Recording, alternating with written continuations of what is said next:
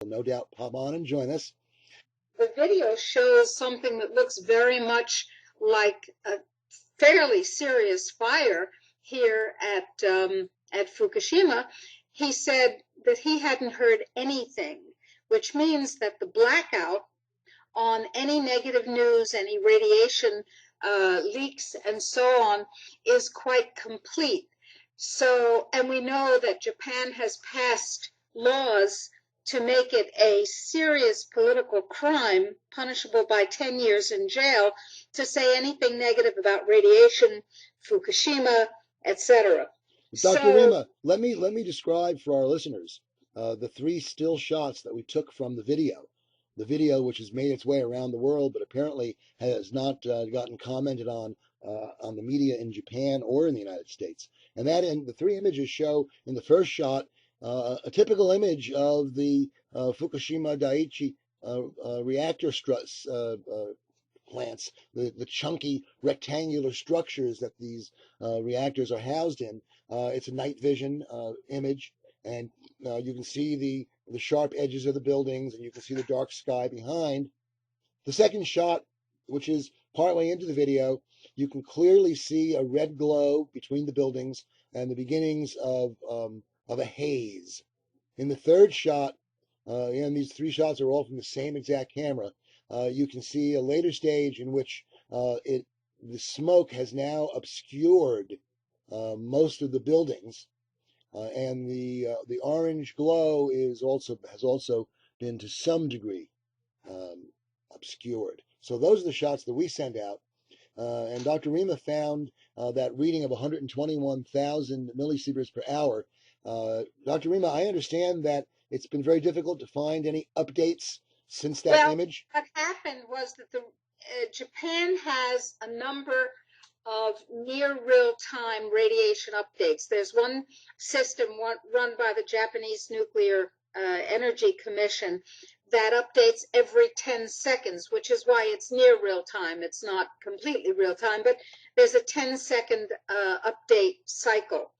And there are readings from all over Japan, many in the Fukushima prefecture, except that this system stopped recording on the 20th, and the numbers have not changed. Well, maybe the system is down.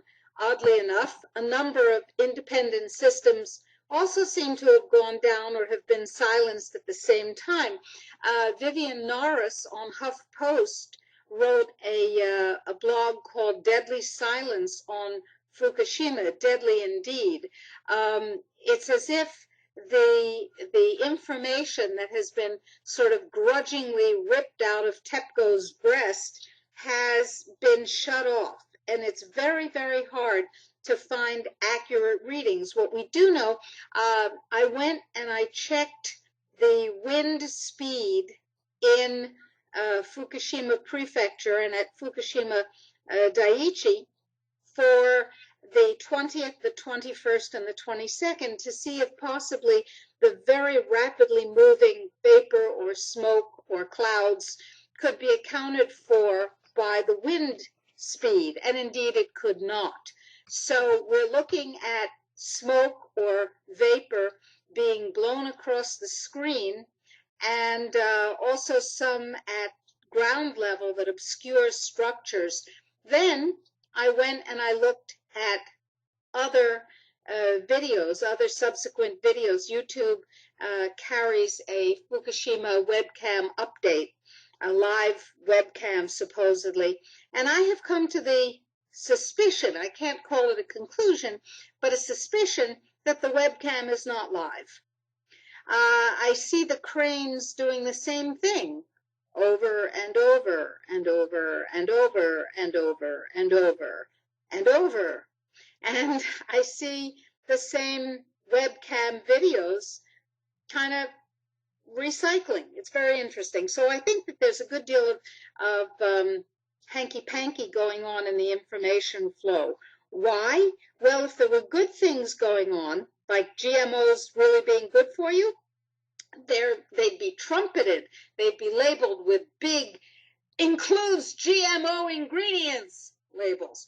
But since GMOs are really dangerous and everybody knows it either intuitively or scientifically at this point, the GMO makers are fighting GMO labeling like tooth and nail.